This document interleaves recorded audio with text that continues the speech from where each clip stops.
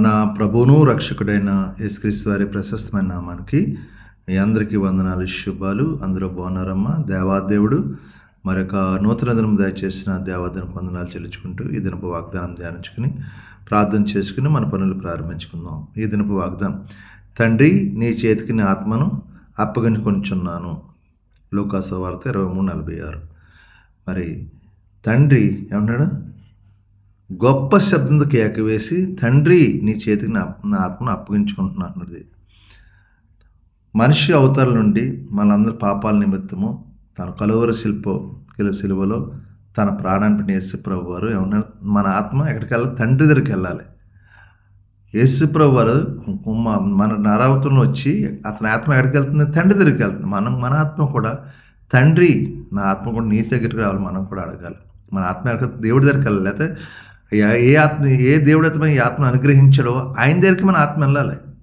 ఎప్పటికైనా ఆ ఆత్మ నా నరకానికి వెళ్ళడానికి వీల్లేదని అతను ప్రాణం కోసం ప్రాణత్యాగం చేశాడు. అవమానపడి నిందలు పడ్డాడు. తన మహిమని విడిచిపెట్టి ఈ పాపలోకానికి వచ్చాడు. మన పాపాలన్నీ మోసి ఆ కలువరు మానలో సింది రక్తం ద్వారా విమోచన కలిగి మనం రక్షించబడి ఉన్నాం. కాబట్టి మన ఆత్మను దేవుని సన్నిధికి వెళ్ళేలాగా మనం చూసుకోవాలి. దాన్ని పరిశుద్ధంగా ఉంచుకోవాలి. ఆయన చిత్తం నెరవేర్చాలి. ఇష్టం నెరవేర్చి మనం కూడా ఆయన పరిశుద్ధులు, మనం కూడా పరిశుద్ధంగా ఉండే కృప దేవుడు దయచేయను గాక.